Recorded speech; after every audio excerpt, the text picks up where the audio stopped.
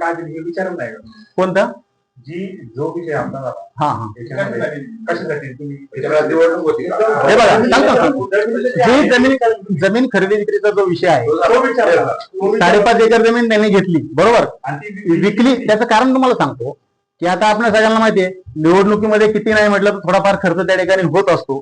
दुसरी एक गोष्ट ही जमीन वेगवेगळ्या बाजूला त्यांची होती.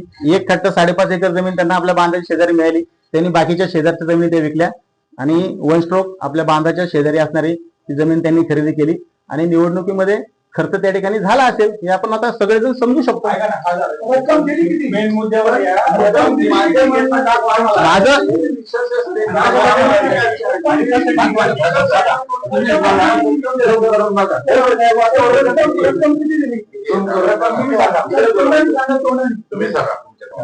निकम साहेबांनी किती दिले आणि अहो मी तुम्हाला सांगितलं व्यक्तिगत माणसाच्या जीवनामध्ये अनेक अडचणी असतात. स्टेटमेंट प्रमाणे 20,000 रुपये रक्कम याच्यामधून गेलेली आहे. तारीख 20 फेब्रुवारी 2024. अहो व्यक्तिगत माणसाची काय अडचणी असतील आपण प्रत्येकाला विचार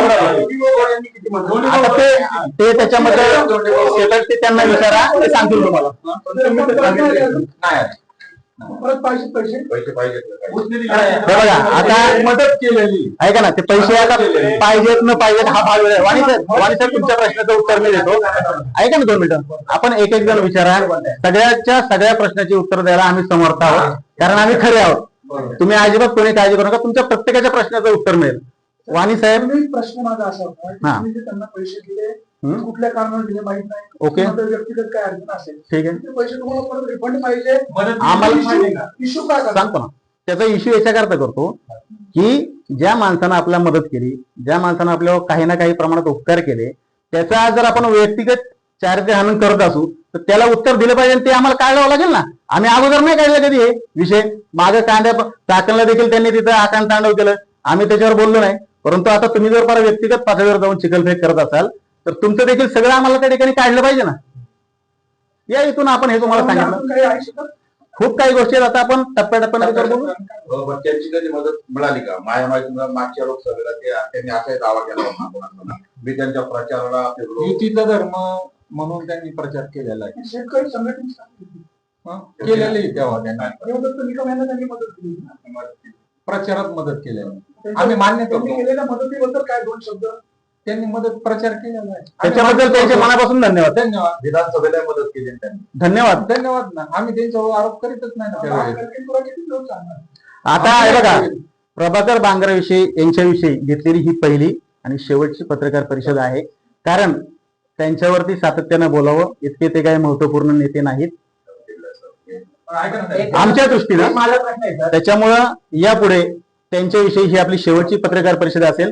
ते इथून पुढे काही बोलले कोणावरही बोलले तर त्याला आम्ही किंवा आमच्या पक्षातील कुठलाही पदाधिकारी त्याला उत्तर देण्यास बांधील नाही किंवा आम्ही ते देणार देखील नाही. कुठेतरी हा दूध प्रश्न कुठेतरी डायव्हर्ट केला जातोय काय 100% मी माझं मगाशी मत मांडत असताना तेच तुम्हाला सांगितलं की देवदत्तची निकम हे सातत्यानं शेतकऱ्यांच्या प्रश्नाविषयी लढत असताना दूध भेसळीचा जो मुद्दा त्यांनी उचलून दिला त्याचा जो पाठपुरावा ते करतायत त्याचा जो फॉलोअप ते घेतायत हे कदाचित समोरच्यांच्या पोटात दुखायला लागलंय की त्यांचं म्हणणं असं काही वारंवार पत्रकार परिषदेला का घेऊ नये त्यांनी शेतकऱ्यांच्या विषयी का लढू नये. मग तुम्हाला त्या लोकांवर ज्यांनी भेसळ केली त्यांच्यावर तुम्हाला पांघरून घालायचंय का असा त्याचा अर्थ आहे का?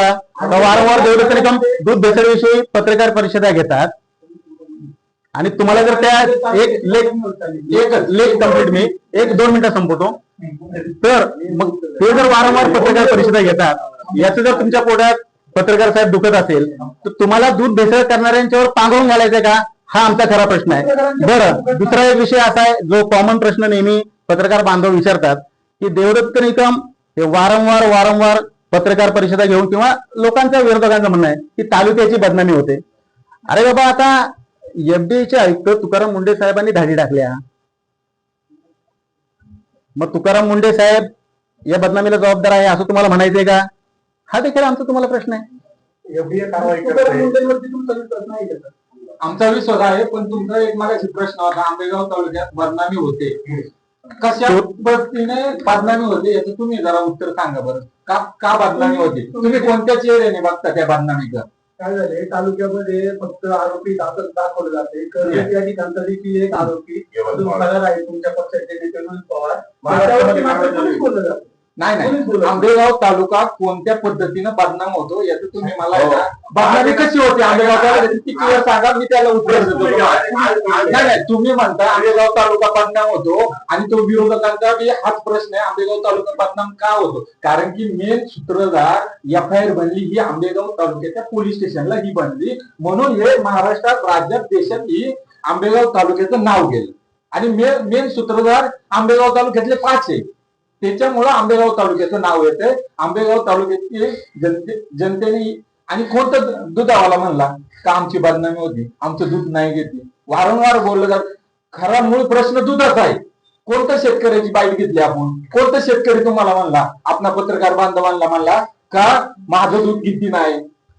कारण की शेतकऱ्यांचे दूध उत्पादकांचं कोणतंच काही प्रश्न नाही, त्यांना आनंदाचे दिवस आले. 2017-18 साली 20-25 रुपयाचं दूध आणि त्याच प्रमाणात पाणी विकलं जात होतं 20 रुपयाने. त्या शेतकऱ्याला पहाटे 4 वाजल्यापासून उठून शेण काढायला लागतं, चारा घालायला लागतं, त्याला धारा काढायला लागतं. मस्टॅडिस झालं, गँग्राई सारखे आजार झाले, त्याची काही जागेवर बसली.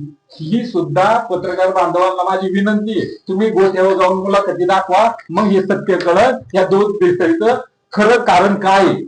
त्यांनी एक असा प्रश्न उपस्थित केला होता, एक ऊस उत्पादकांसाठी मी जेवढा लढा दिला, हे चेअरमन असतानाही लढा केला असल्याचा आरोप आहे. मी दिला त्यामुळे शेतकऱ्याला चांगला बाजार मिळतोय.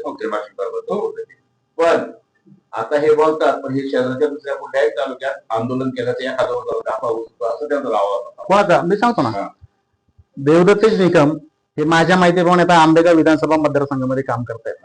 त्याच्यामुळं प्रायोरिटी ही नेमकी आपल्या विधानसभा मतदारसंघाला त्या ठिकाणी असली पाहिजे.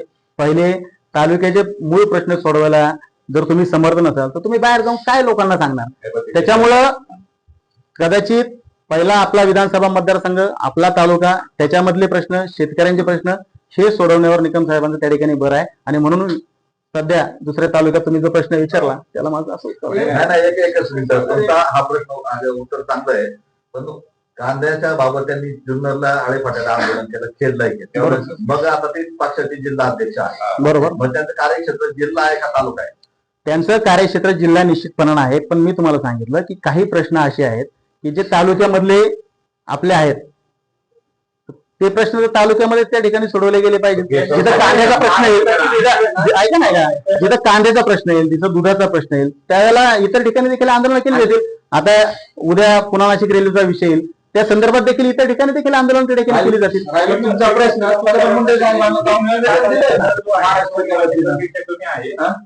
त्याचं कार्यक्षेत्र सुद्धा आंबेगाव आहे. भीमाशंकर कारखान्यावर आतापर्यंत आंदोलन का झाले नाही? काय मला प्रश्न समजला नाही. भीमाशंकर कारखाना जो आहे त्याचा उद्योग जास्त आहे आता पाहिलं गेलं तर जुन्नर साखर कारखान्याच्या तुलनेमध्ये. मग त्या दरवाढीसाठी आतापर्यंत आंदोलन इतर तालुक्यात काय केलं त्यांचे एक दुधाचा प्रश्न हाताळतात निकम साहेब, तर म्हणतात आंबेगाव तालुका बदनाम झाला विरोधक. आता जर दुसरे विषय एक लगेच घेतले तर मग बघा आमच्या तालुक्यात यांची अंडी पिल्ली अशी पेरलेली मीडियामधून. आता बाद झाला आंबेगाव तालुका बदनाम करायचा, आता विकासाचं बोलायला तुम्ही सत्य ते वळसे पाटील साहेब त्यांनी ते करायचे. विरोधकांनी चुकीच्या कामांवर हे दाखवण्याचं काम आमचं आहे. पण आता एकच प्रश्न घेतो, नंतर म्हणतो आजच्या पत्रावर साहेबांना आरोप झाले, देवदत्त निकम साहेबांनी अटॅक केला होता.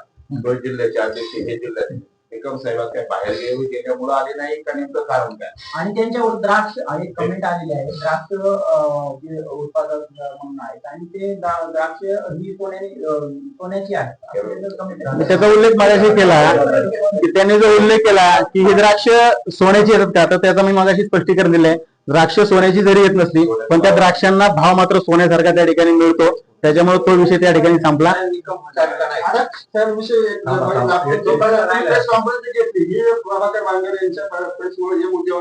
बरोबर, त्या विषयावर तुम्हाला आता मुद्दा दुसरीकडे झाला, तर त्याच मुद्द्यावरती प्रभाकर बांगर हे बोलले होते का देवदत्त निकम स्वतःला शेतकरी पुत्र म्हणून घेतात का? ते तुम्हाला वाटतं का ते स्वतःला शेतकरी पुत्र म्हणून घेतात?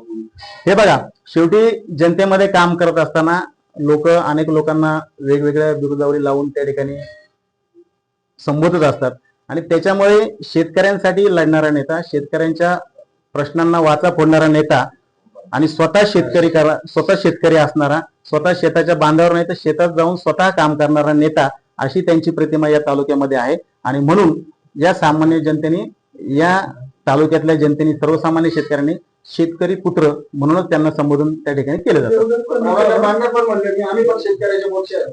आमचा आक्षेपच नाही त्यांच्यावर काही. पुत्र असणं आणि शेतकरी पुत्र म्हणणं, त्याचं कदाचित ती बाईट तुम्ही पुन्हा एकदा ऐका. त्यांचं म्हणणं असं होतं की देवतेश निकम हे शेतकरी पुत्र ही बिरोधावरी स्वतःच्या नावानं स्वतः त्या ठिकाणी लावतात. तर तो गैरसमज मी आपला त्या ठिकाणी दूर केलाय. आणि त्याच्यानंतर त्यांनी असं सांगितलं की आम्ही शेतकऱ्याच्याच पुढच्या आहोत, ते कोणत्या पुढच्या वगैरे. तो उल्लेख त्यांनी अतिशय असभ्य भाषेत केला. त्याचा मी मगाशी तुम्हाला त्याचा सांगितलेलं आहे. देवदत्त निकम तुम्ही मगाशी म्हणाले की आंबेगाव विधानसभा मतदारसंघामध्ये काम करतात. त्या आंबेगाव विधानसभा मतदारसंघामध्ये शिरूरची पण काही गावं आहेत. शिरूरच्या काही गावांचा गोडगंगा कारखाना देखील होत जातो. गोडगंगा कारखाना अनेक वर्ष बंद आहे. त्या संदर्भात निकम साहेब कधी बरं शब्द काढत नाही. हे बघा, आता सध्या भीमाशंकर सहकारी साखर कारखान्यामध्ये 10 वर्ष चेअरमन म्हणून त्यांनी कामकाज पाहिलेलं आहे. आज देखील ते विद्यमान संचालक म्हणून काम त्या ठिकाणी करतायत. आणि मग शेतकऱ्यांचा एक प्रतिनिधी या तालुक्यामधला, या मतदारसंघातला. आणि म्हणून सध्या तर म्हणजे हे व्यक्तिगत माझं असं मत आहे की त्यांचं लक्ष त्या तिथे केंद्रित असलं पाहिजे. आणि म्हणून त्या कारखान्याच्या संबंधित जे काही प्रश्न असतील त्याच्यावर आवाज उठवण्याचं काम ते करतायत. तालुक्यातली गावं काही आपल्या तालुक्यात आहे, मतदारसंघ आहे. 100% काही गावात अन्याय होतो असं वाटत नाही. 100% तिकडचा जो अन्याय होतोय, तिथले जर काही संबंधित शेतकरी जर त्यांनी निकम साहेबांशी संपर्क साधला तर त्यांच्या देखील अडचणी दूर करण्याकरता ते उभे राहतील. गणेश यादव साहेब, आज तुम्ही म्हणताय का तुम्ही एकदम निकम साहेबांच्या एकदम निकटवर्ती आहात, जवळ आहात.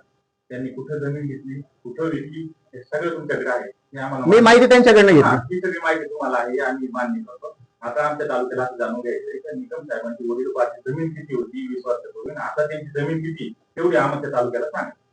आता माझं वय जेमतेम 43-44 वर्षाचं साधारण त्या ठिकाणी आहे.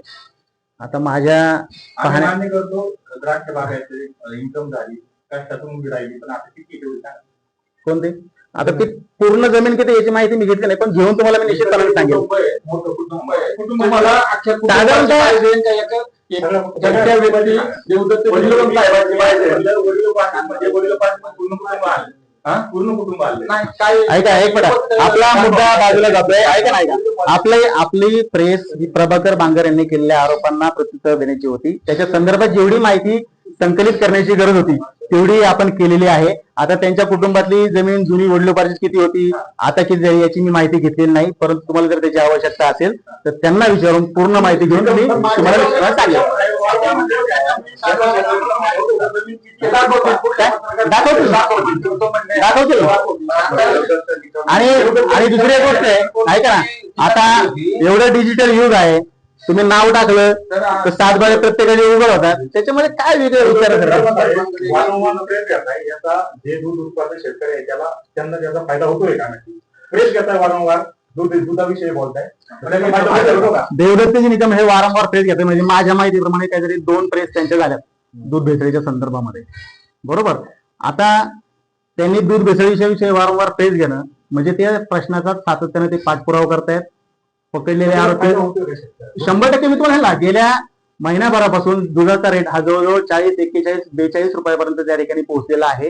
दूध भेसळीमुळं जे दूध अतिरिक्त येत होतं ते बंद झाल्यामुळं दुधाची मागणी, पुरवठा त्या ठिकाणी कमी झाला. आणि निश्चित मग जे चांगलं दूध उत्पादित होणार आहे 100% भाव त्या ठिकाणी वाढलेला आहे. आणि नजीकच्या काळामध्ये देखील आणखीन 2 ते 3 रुपये भाव वाढीची अपेक्षा आपल्याला याच्यामध्ये आहे. एक लय महत्वाचा आरोप केलाय निकम साहेबांवर प्रभाकरने की एक बाजार समिती सभापती असताना एका शिपायाने गायकवाड नावाची आत्महत्या केली, त्याला जबाबदार हे आहेत आणि मी एका महिलेला घेऊन पोलीस ठाण्यावर जाणार आहे, हा एक आरोप केलाय. दुसरा असं तुम्ही म्हणता हे जे आरोप केले त्यांनी खोटे केले, मग ह्या आरोपाबद्दल तुम्ही न्यायालयात त्यांच्याविरुद्ध कायदेशीर कारवाई करणार का? आता विषय त्याच्यामध्ये असा आहे वळसे पाटील साहेब की आपण पहिला प्रश्न विचारला, त्याचं उत्तर मी आपल्याला देऊ इच्छितो की बाजार समितीमध्ये कुठल्या कामगारांनी काय आत्महत्या वगैरे केली त्याची माहिती आपण पत्रकार बांधव सगळे पोलीस स्टेशनला जाऊन त्याचं रेकॉर्ड आपण तपासा. त्याच्यामध्ये काही तथ्य आढळलं तर आपण निकम साहेबांशी त्या संदर्भात बोलू शकता. ते तुम्हाला निश्चित जबाबदार आणि सविस्तर त्याचं उत्तर त्या ठिकाणी देतील. दुसरा आपला काय प्रश्न होता? त्यांच्याविरुद्ध त्यांनी खोटं एवढा आरोप